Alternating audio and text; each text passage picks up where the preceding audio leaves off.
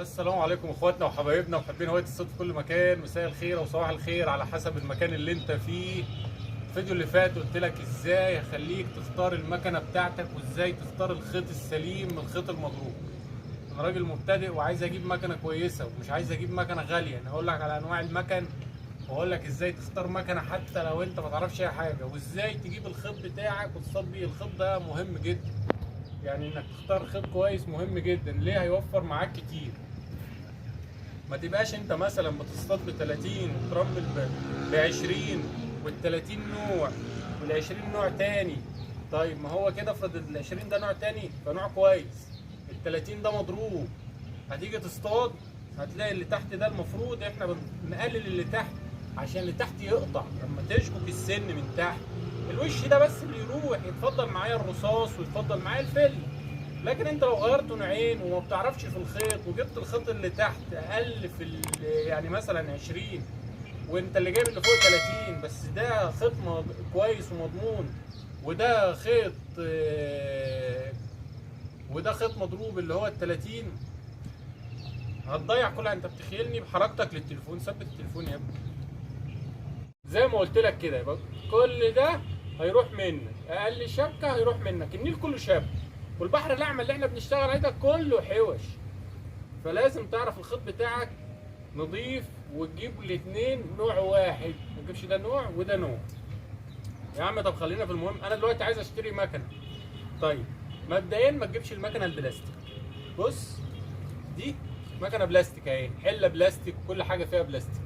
دي ما تجيبهاش، مع ان هي دي نوع نظيف ومعايا من زمان، خدت بالك، بشتغل بيه على القرمون. بس طالع جديد كله ما تجيبش بلاستيك. اللي طالع جديد كله دلوقتي معدن.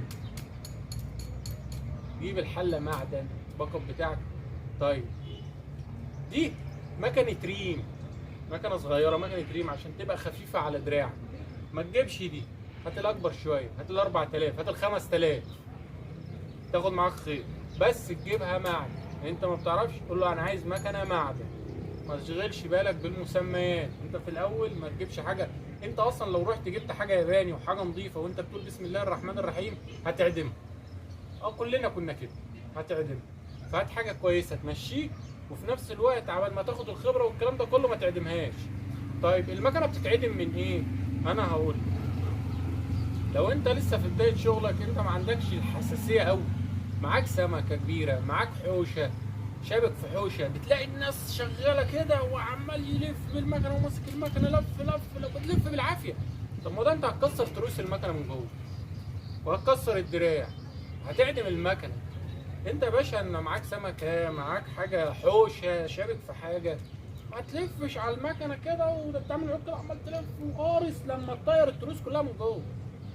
انت بتعمل كده. يعني مثلا انا اهو الشبكه معايا، ايدي واقفه ما بلمش، بالراحه على العود. انا كملت لفوق اهو، وانا نازل اقوم لافف، خدت البوشان اطلع، وانا نازل اقوم لافف لحد ما حسيت المكنه واخد العود. ما تبقاش معدسه جديد وشابك في حاجه ولا بتاع، عمال تلف. هي جايه معايا، ما هي جايه معاك ايه؟ انت دمرت التروس اللي جوه بوسط المكنه.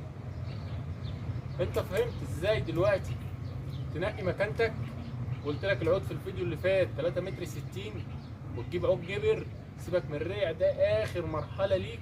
شويه شويه هتجيب الجبر ال 4.5. دي مكنه شغل جامد، شغل حي، شغل تسقيط. دي مكنه حرفيه. المكنه دي هتعمل معاك دلوقتي جديد من 700 ل 800 900 على حسب المحل. دي ملهاش لازمه معاك في اول الصيف. انت راجل مبتدئ ما تجيبش دي، غاليه وتقيله ومش بتاع الشغل اللي انت عايزه. وما تجيبش مكنه بلاستيك، هات مكنه معدن. طيب دلوقتي انا عايز اعرف الخيوط بتاعتي. خلصت لك كده حوار المكنه ازاي تنقيها وتختارها وتشتغل بيها. لو انت مبتدئ وما تعرفش حاجه، قلت لك فرجتك على العيدان وقلت لك الفيديو اللي قبله ازاي تختار العود بتاعك. وهقول لك احنا مش عايز اطول اكتر من كده. بعد كده هقول لك ازاي تختبر الخيط بتاعك كويس ولا مش كويس من غير مسميات، لان كله دلوقتي بيبقى مضروب.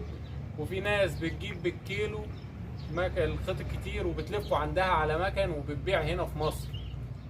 فانا هقول لك ازاي تعرف الخيط بتاعك كويس ولا مضروب ازاي. الفيديو الجاي تابعني، هقول لك عشان ما اطولش عليك ازاي تختار الخيط بتاعك كويس وسليم وتمام ولا مضروب ازاي.